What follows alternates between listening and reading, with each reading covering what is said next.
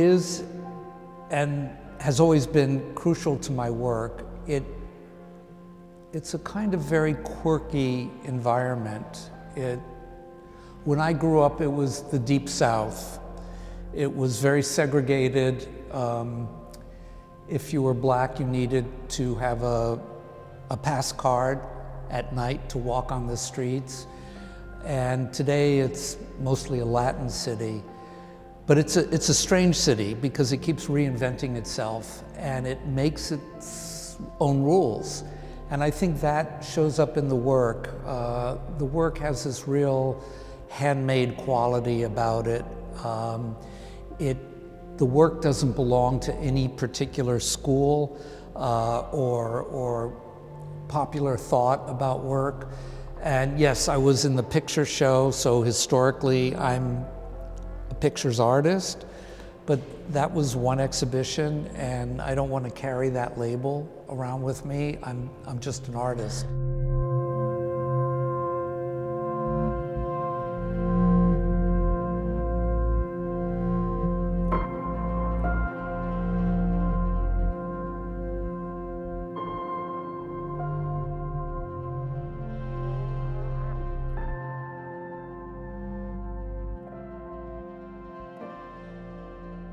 So as a kid, I would look at books on hieroglyphs and archaeology in Egypt, and I would just look at these pictographs and say, what are they saying? And I would like to speak that language, and I would like to make that language.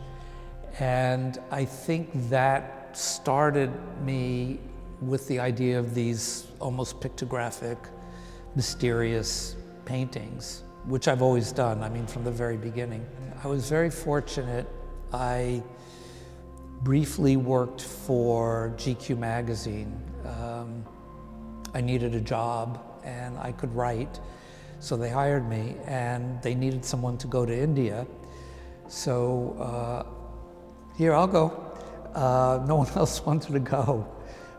And I traveled around as a guest of the government, and what I saw was extraordinary.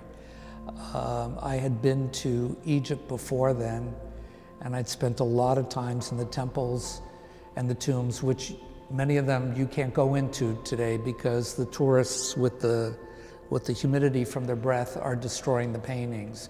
So I feel very fortunate. I was around those images or artifacts that were made 5,000 years ago. But it was in a trip, one of my trips to India, where I met these monks in Nepal, and I saw that they were making paintings. They looked like thrift shop paintings of Buddha. You know, it'd just be Buddha and the bodhisattvas around them. Something you can buy for a few dollars in a gift shop. But these were called tankas, and what the monks did is they imbued a kind of sacred energy into the painting. So when you looked at the painting, you received maybe a blessing, or you received some insight, or you received good fortune. And this was a long time ago. This was in the 80s. And I thought maybe my paintings should become more active and communicate with people, not about something just cerebrally, but something that's energetic, that actually is talking at a cellular level. And no, I'm not a guru, I'm not a master, but I think in the last show that I did here, and also with the museum show, I think that I was able to open that door. When we were hanging the show at MoCA in Miami, I said to the curator, I don't even have to look at these paintings. If I just close my eyes, I can see that, I can feel them, they're that strong. And that took a lot of inner work, and I think that that's the direction I just want to keep going. Ever since I was young, I was really interested in making paintings that were drawings and drawings that were paintings. And it's really about mark making, and that goes back to my visits to India and China and Burma and South America. Long before there was digital age or newspapers or printing presses or television, people communicated by making lines, by carving, whether they carved into the sand as the American Indians did, or carving into a rock wall, or carving into clay. And there was something about that kind of mark that has lasted centuries. That was kind of my goal, along with my fascination of Egyptian hieroglyphs, is to make a pictographic language to mark, because when you're making that, to me it's more direct than using a brush and painting. There's a little bit more of a remove, where that mark making, you could even make it with your finger. It's really direct of me putting my energy into that work. So I had this problem of how do I make paintings that are drawings and drawings that are paintings? And I had to experiment for many years, because I would paint a canvas and I'd take a pencil and draw into it, but paint has a way of just closing back up. It kind of actually heals itself. So the mark would not remain. I did a lot of research, and I started looking at ancient painting techniques, and actually starting with the Egyptians and the Romans, they would use cold wax, which is beeswax and other things mixed into it, and mix it into the paint, and it gives the paint a kind of consistency like butter. So you can carve into it and it stays carved. I mean, the line remains. And I started using other compounds such as clove oil, which would delay the drying time. So then the painting became like a blackboard, and I could draw into it and erase, and draw into it and erase. And then I would say about 4 or 5 years ago, I just thought, I don't know, I've had it. And I felt very sad, like I was cheating. I was disloyal to my lover, the paint with the beeswax. But I found these oil pastels, they're crayons. They were invented actually for Picasso, because Picasso had the same problem. He wanted to draw with paint. And a guy in France, Sennelier, invented these crayons for him, which are rich pigment and wax, so they're still wax. But the pigmentation is so strong, so when I would draw with these, it was very different. It wasn't the sort of the engraved line, it was more a painterly surface, and because they're wax and they're pigment, they could spread and they became more painterly. But they're still, to me, the same idea of making a drawing that's a painting. But the materials are different, and as a result, they look different.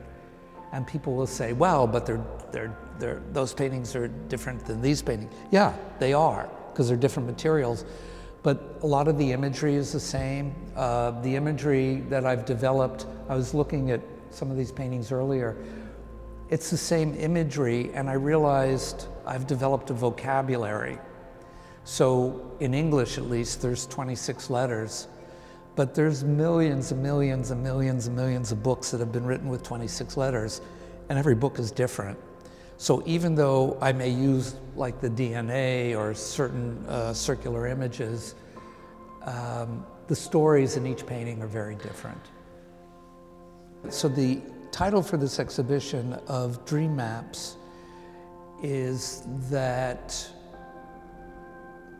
all the work is really a map of consciousness, a map of experience.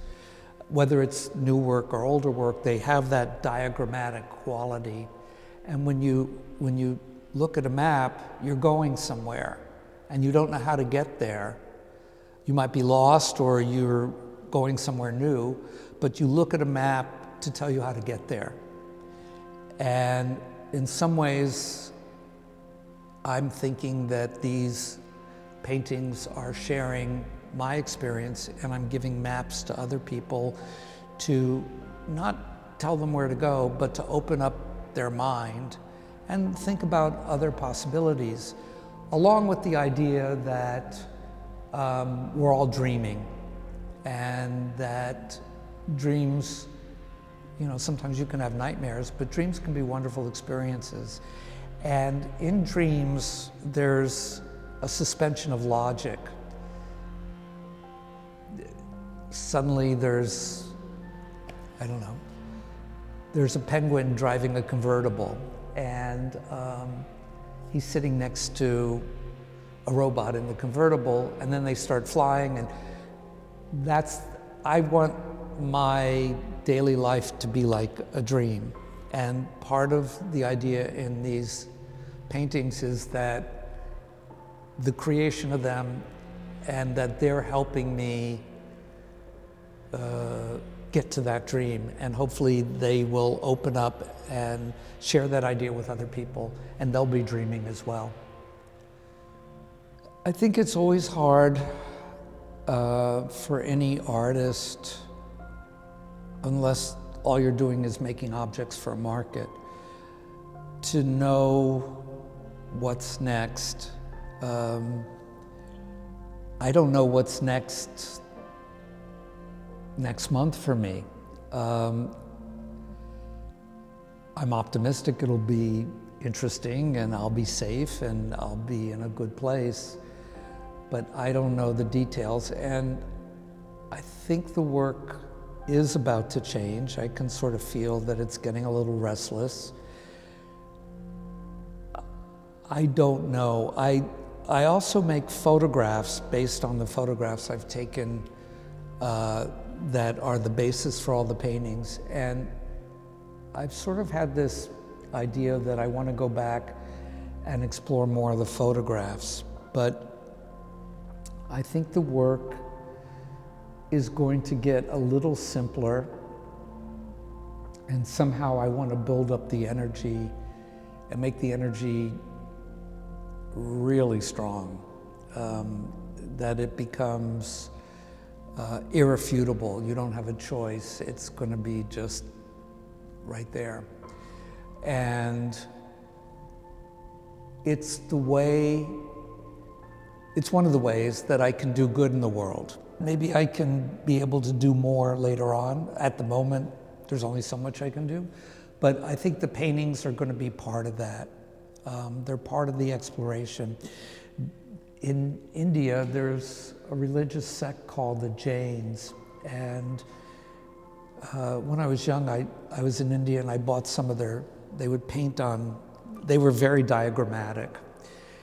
And their diagrams were charts of the universe, things that now science and NASA are first verifying.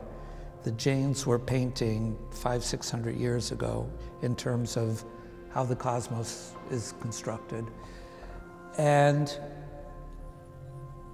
I would like the paintings to somehow go in that direction.